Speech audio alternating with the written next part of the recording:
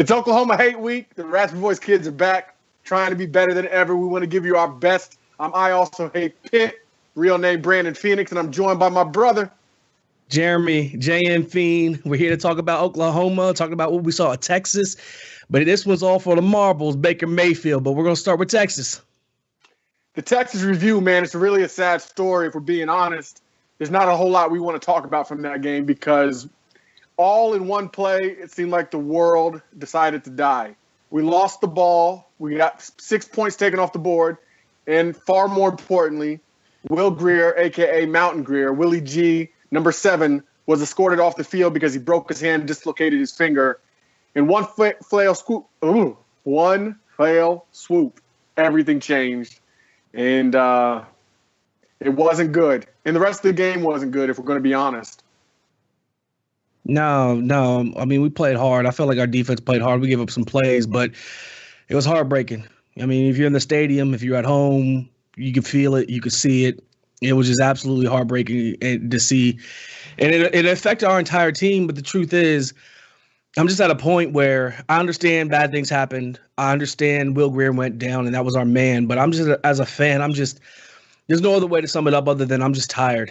I'm just absolutely tired. Like, I'm a Mountaineer through and through, and every week I will put on for my city, put on for my team and my state. I love West Virginia, but as a Mountaineer fan, it's just I don't care about the whys. I'm just tired of this. I'm just worn out. I really am. Tired of what? I'm tired of being mediocre. You know, every year I drink the Kool-Aid. Every year, maybe it's me getting my expectations too high, but for whatever reason, and here's the thing: I look at our team and I know we have talent. We have talent all across the board.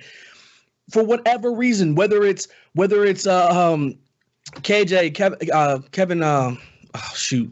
Joseph going down a few years ago, or then the next year, David Long not being able to play and going down. Excuse me. It seems like there's always something, and I understand this is football and this is how it goes. I'm just saying I'm tired. I'm tired of mediocrity. And that's where I was. Sitting in the stadium, I wasn't mad at anybody. There's some things that we could talk about Spav and some other things. I'm just being real with you. I'm just exhausted. I'm exhausted. And you're not the only one. I feel like all of West Virginia is tired of losing. I feel like all Mountaineer supporters are tired of the mediocrity. We often say, make fun of people who want to fire Dana Holgorsen because we don't think that's the answer. But just because we don't think Dana should be fired, just because we don't think he shouldn't be fired, does not mean he's beyond criticism. And one of my biggest criticisms of him is the fact that he says in his post-game press conference that there have been things offensively that he's overlooked and that he will no longer overlook. And my whole thing with that is I thought the fact that he wasn't calling plays anymore was going to free him up so that things like that did not get overlooked. And that's a qualm I have with him. I don't know how much of this is because he hired his buddy. I don't know how much of this is because it's a new era for him not calling the plays, and how much of it is just the way football goes. But he's not above reproach. He's not above criticism, and I feel like that's some basic criticism that we can level at him right now. He's doing a lot of great things as far as building the program, recruiting classes. I like our coaches, the coaching staff, not only how effective they are, but the cohesion. I feel like they do an excellent job developing players, but the results are not there yet. We had 2 10-win seasons in his tenure, but we won a lot more. We know that next year, everybody was expecting it to be next year. We're supposed to be better next year, but I'm tired of saying wait till next year. So sick of saying next year. My whole life has been wait till next year. I've seen plenty of next years come, and they're even worse. The losses are even heavier and worse, and people probably feel like I'm a worse fan at those times because all I ever do is hear next year. Oh, well, next year. Oh, wait till next year. And then Rasheed Marshall's a senior, and next year never materializes. And I'm not hating on him. They're great players. I'm just saying I'm just so frustrated right now. And it's not at an individual person. I love West Virginia. No. I like our coaching staff. You can say what you want. I hear people saying stuff about Spav. Honestly, look, at the end of the day, I wanted to come out here and kill him this week and be like, oh, because every week I make excuses why it's not Spav's fault. Then I rewatched the game. And the truth is, I felt like he called good plays. Now, granted, our receiving core is one of the best, but we dropped too many passes. There was a pass over the middle. I think it was either Kayvon or Jennings early in the game. Will Grier scrambles, hits him dead on the or maybe if he'd have broke a tackle, he could have scored. And then a Will Grier going in the end zone, he fumbles. Now we know what happened with his finger. I'm just saying there were opportunities, and I thought, well, maybe we had like 56 yards rushing total. Granted, we had like negative 30. Chugs had somewhere near negative 30, 32 yards because of sacks. But I watched the game and I watched the second half, and I felt like there was holes. Don't get me wrong; all that matters is the points. So for me, that's where my frustration is. I don't know where to point the finger. All I do know is that I'm tired of it. I'm frustrated right now. I'm very frustrated. I know you rewatched the game and you felt differently watching the game on television than you did watching it in person as far as the way Spav called it. My biggest beef with Spav is I don't feel like our team has an identity offensively. And that falls on him. That's a really good point. We lack a team identity offensively. This is not game 2. This is not game 3. This is game 11, and we're still looking for a complete game out of our offense. We haven't gotten it. And yes, we have a lot of drop passes, but whose responsibility is that? Is that Carrier's fault? Or do we just put it on the kids, the Jimmies and the Joes? I don't know where it goes. I wasn't happy with the way Chug seemed to be unprepared to play that game. Now, I know Dana said in his press conference on Tuesday that Chuggs only gets 20% of the reps. So it's hard to expect a kid to be ready. But what I would say to that is this is his 3rd year in the system. He's not a true freshman coming off the bench. We've seen other quarterbacks come in and be successful. And I know Pat White is a high bar to set, but Pat White came in for Adam Bednarik and he was ready to go right away. But I feel like Chuck. No, I watched Chugs.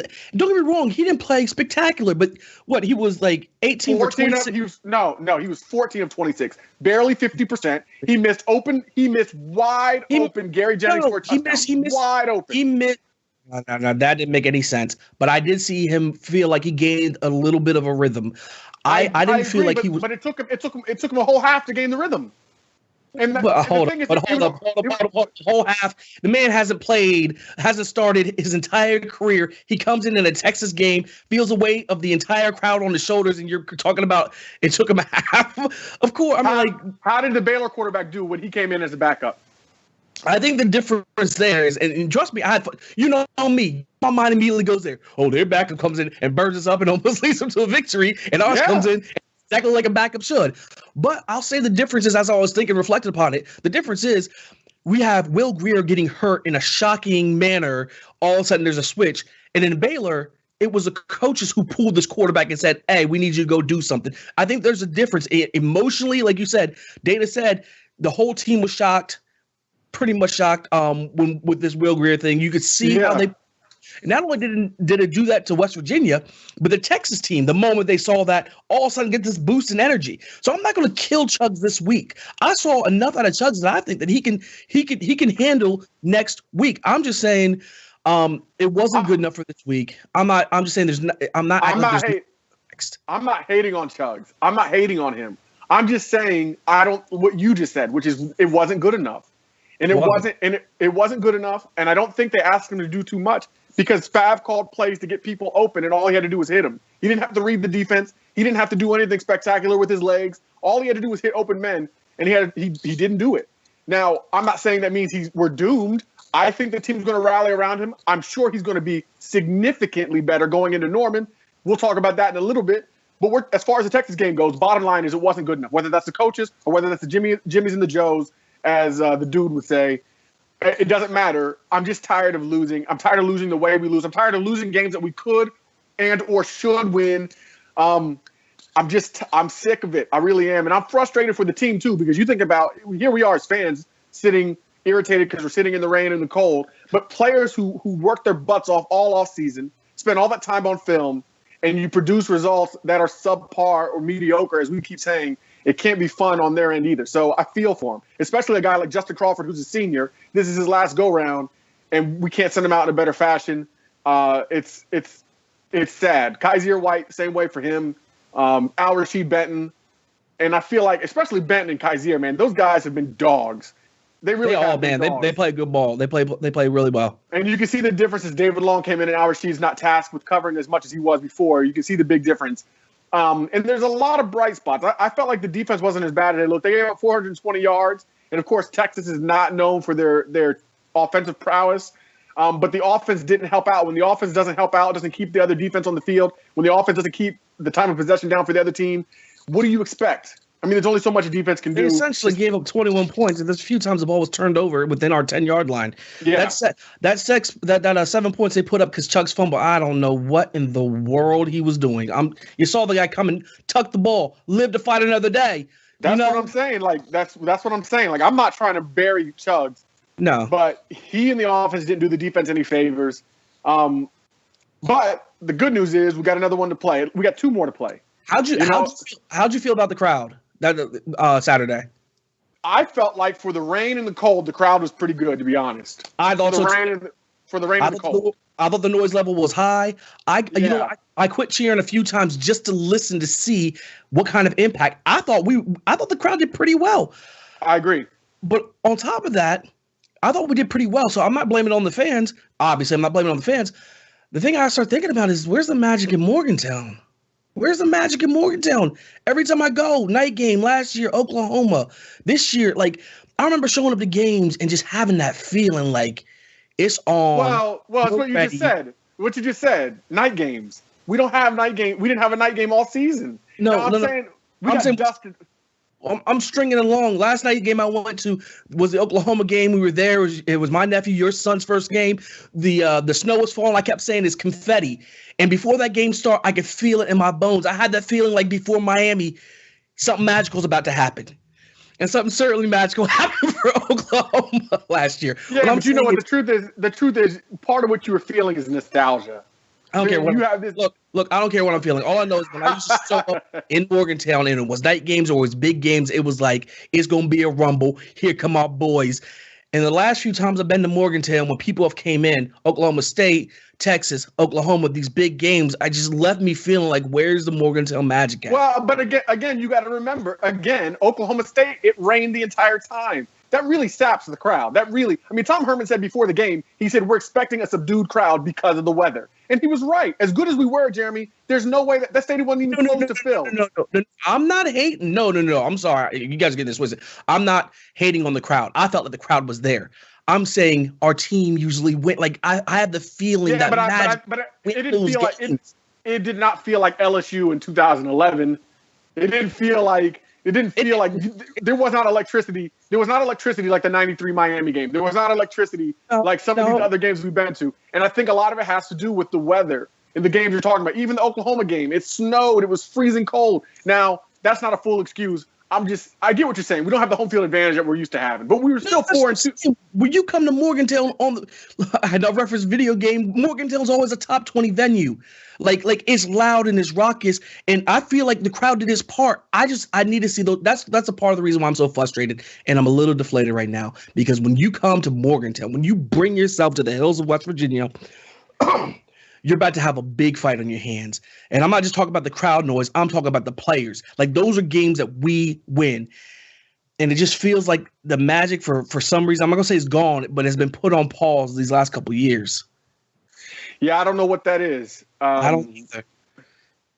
But I'm ready for it to be back. And I'm ready for us to be back. And that's what we're working on come Saturday, storming into Norman. The Raspy Voice kids will be at Jack Doyle's. We're going to be doing some live feeds coming out of Jack Doyle's in New York City. That's your Mountaineer bar. If you're ever in Manhattan, that's the place to be to go watch the West Virginia games. Raspy Voice kids will be there. It won't be Jay and Fiend. He won't be there this time. Are you coming? No, I'm not going to be able to. I can't make it. It's just going to be M to the Is, a.k.a. Raspy Voice. And me, I also hate Pitt. The Stevie One extraordinaire. Yeah, we'll take some pictures, take some videos, and we'll be sponsored by Shrinkables. Shrinkables, our number one sponsor. We'll have our little puppy with us. You'll get to see what that's all about. It's going to be a lot of fun. And we will have a much better game, I believe, because Chugs will be ready. The defense will rally around him, as will the offense. We'll be ready to go. Dana will be more hands-on. None of this stuff that we saw last week. I think it'll be a much different ball game. And don't get it twisted. I know I'm a little deflated right now, and I'm in my feelings. I really am in my feelings. But I'm a Mountaineer through and through. I also hate Pitt. And believe I fully support Chugs. I'm on that Chugs bandwagon. Let's go. Let's do it. So believe me, I'm going to be screaming to the top of my lungs on the mountaintop. We are ready for Oklahoma. I'm just saying, at this very moment, it's just got to take a day at a time. Yeah. Well, it's Wednesday, so you got to get it together. Yeah. All right. So this show comes out in the morning. You guys will get this on Thursday morning. You'll get to see it on YouTube. It'll be on iTunes, Podbean. We're on TuneIn Radio. We're on SoundCloud. We're everywhere you want to be. You can also find us on Facebook. We have a Raspy Voice Kids, Raspy Voice Mountaineers Facebook group, and the Raspy Voice Kids podcast Facebook page. Check us out there. That's it. We done review Texas. No mas. Get ready for the Oklahoma hate. Horns down still. Still horns down.